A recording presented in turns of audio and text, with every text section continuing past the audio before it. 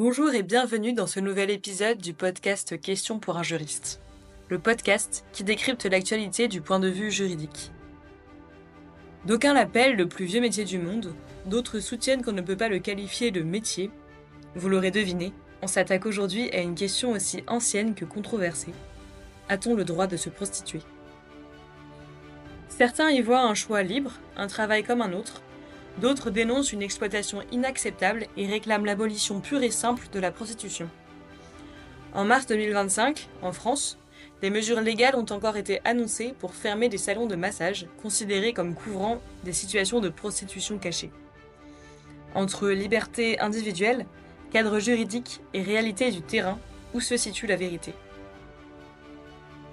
Dans cet épisode, nous allons explorer 3 aspects essentiels de la question. D'abord, ce que dit la loi. Quelle loi encadre la prostitution en Europe ? Que risque-t-on en tant que prostituée ou en tant que client ? Nous nous intéresserons ensuite à la dimension éthique. Peut-on vraiment parler de consentement libre dans un système souvent marqué par la précarité et la violence ? Préparez-vous à une réflexion sans tabou, factuelle et éclairée. Peut-on disposer librement de son corps ou y a-t-il des limites à cette liberté ? C'est ce que nous allons voir tout de suite.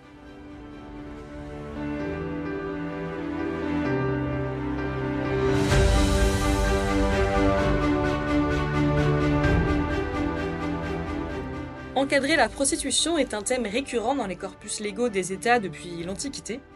L'un des plus anciens ensembles de lois connus, par exemple, le Code d'Hammurabi, qui a été écrit vers 1750 avant Jésus-Christ en Mésopotamie, distingue 2 types de prostituées. Tout d'abord celles qui sont dédiées au culte, auxquelles il donne un statut sacré, et ensuite les prostituées indépendantes ou les prostituées de maison close. Le Code pose un cadre légal à leur pratique et leur octroie certains droits, comme la possibilité d'hériter, un droit qui leur procure une indépendance dont les autres femmes mésopotamiennes ne bénéficient pas.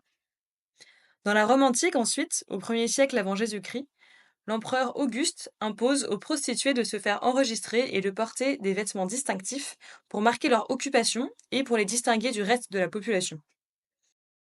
Avec le concile de Latran en 1179, l'Église condamne la prostitution. Ainsi, une ordonnance de Saint-Louis, en 1254, l'interdit formellement. Elle est cependant, comme on peut s'en douter, difficilement appliquée.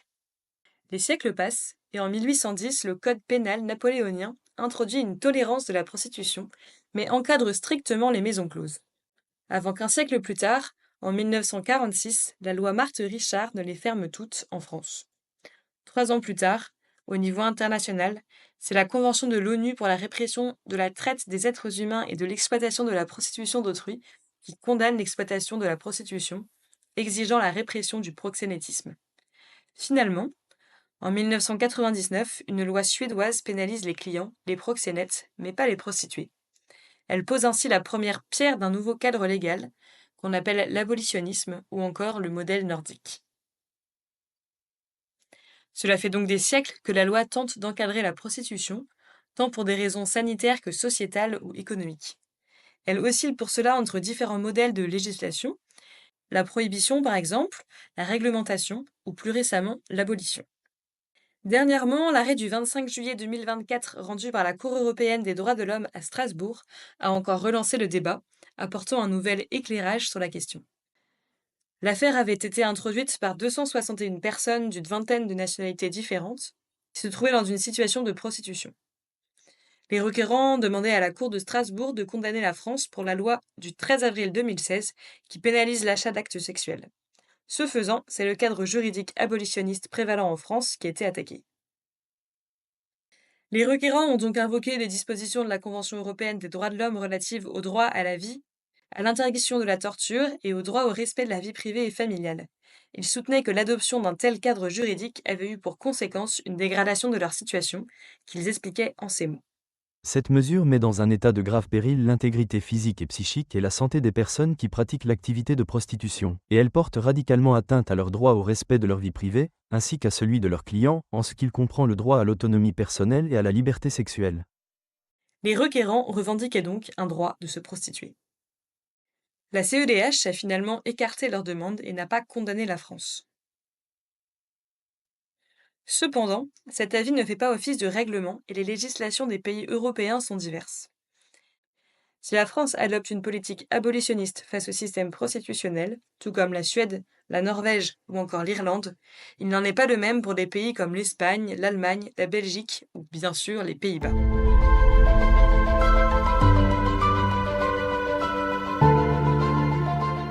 Alors, modèle abolitionniste, prohibition ou régulation, en quoi cela consiste matériellement et légalement?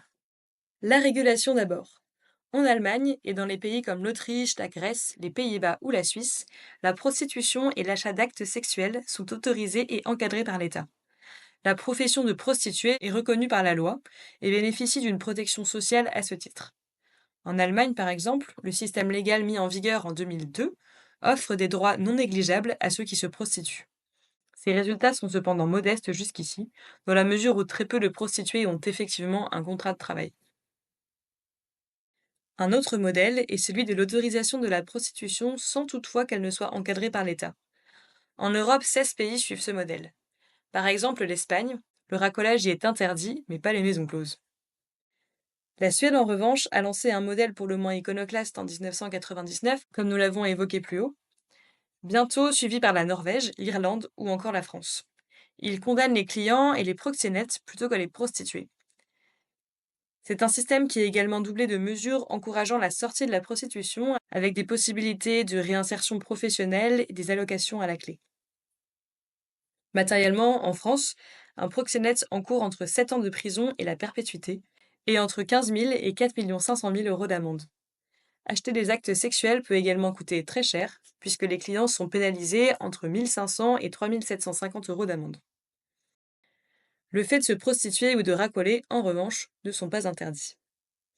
Des mesures qui reflètent les préoccupations de la population, puisque selon les sondages, plus de 2 tiers des Français soutiennent la loi de 2016, qui pénalise les clients et les proxénètes, sans pénaliser les prostituées. Enfin, 4 États de l'Union européenne ont choisi d'interdire totalement la prostitution. Il s'agit de la Croatie, de la Lituanie, de Malte et de la Roumanie. Ce choix ne répond pas vraiment à la situation et se contente presque de l'ignorer. Pour un pays comme la Roumanie, il paraît même hypocrite, dans la mesure où ce pays est considéré comme étant l'un des principaux pays sources de trafic d'êtres humains, notamment à des fins d'exploitation sexuelle. En somme, il existe donc aujourd'hui 3 approches politiques pour encadrer celui qu'on appelle le plus vieux métier du monde. La prohibition qui pénalise le proxénète, le client et la prostituée. L'abolitionnisme qui pénalise uniquement le proxénète et le client. Et la régulation qui fait entrer la prostitution dans la sphère du marché classique et la considère comme un simple échange de services. Dans sa forme la plus aboutie, cette approche engendre un État proxénète, dans la mesure où il perçoit des dividendes sur l'activité des prostituées par le biais des taxes et de l'impôt qui pèsent sur toute activité professionnelle. Il n'existe donc pas de consensus international au sein de l'Union européenne sur la question de la légalisation de la prostitution. Une harmonisation pourrait cependant être bénéfique à un meilleur soutien aux victimes, même si de façon plus générale, les personnes qui se prostituent sont considérées dans l'Union européenne comme des victimes. L'arrêt de la CEDH va même jusqu'à dire que l'abolitionnisme contribue à inverser le rapport de force avec le client pour les personnes prostituées, en les positionnant en tant que victimes.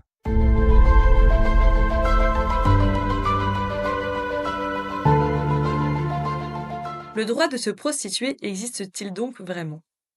Sex work is work. Peut-on lire sur les pancartes des manifestations pour la légalisation de la prostitution? Les personnes en situation de prostitution seraient consentantes, sauf exception, affirment les militants. Cette idée renvoie à l'argument philosophique selon lequel la prostitution serait une expression du libre arbitre et de l'autodétermination de chacun, c'est-à-dire du droit à disposer de son corps. Mon corps, mon choix, pour reprendre les mots d'un autre combat.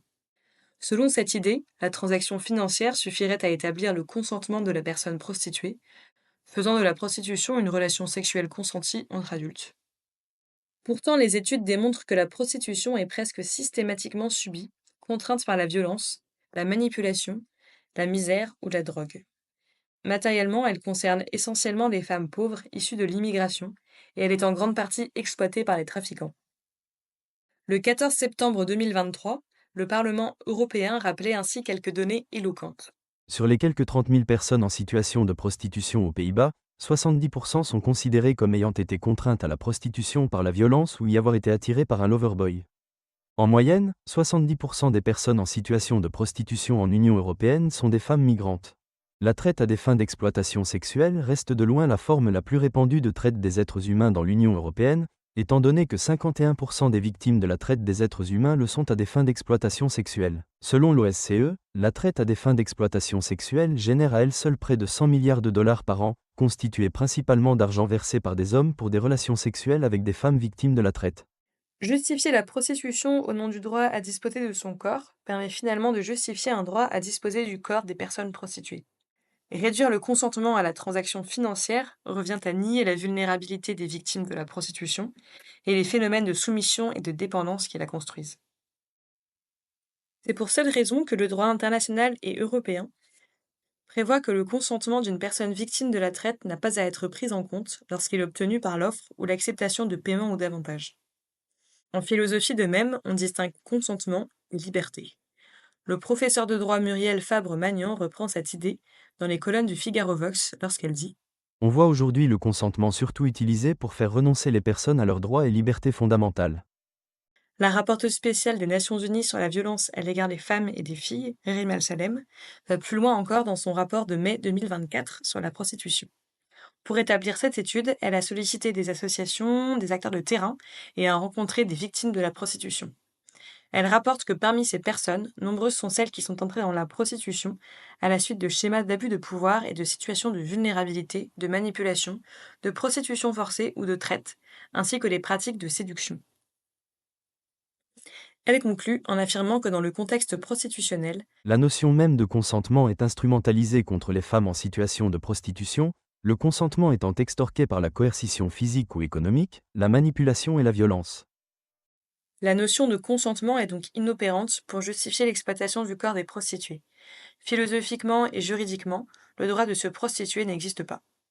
Oui, mais si la prostitution est surnommée le plus vieux métier du monde, presque amicalement, c'est qu'elle est endémique de nos sociétés. Les États, notamment européens, ont donc tenté de l'encadrer légalement par des modèles juridiques allant de la pénalisation totale à la régulation par les institutions de l'État.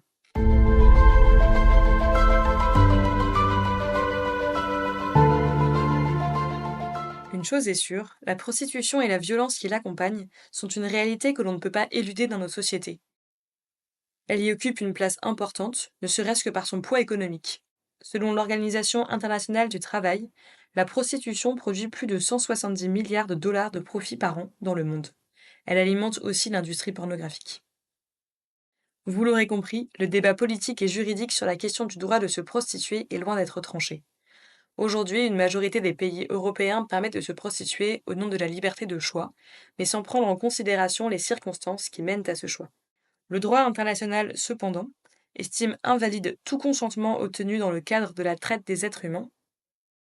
Dans le cas d'une personne en situation de prostitution contrainte par la manipulation ou la misère, par exemple, le consentement obtenu par la transaction financière n'en est pas un. Si cet épisode vous a éclairé ou fait réfléchir, n'hésitez pas à le partager et à me donner votre avis en commentaire. Retrouvez le CLJ sur Instagram, Facebook ou X pour continuer la discussion. Merci de m'avoir écouté et à très bientôt pour un nouvel épisode de Questions pour un juriste.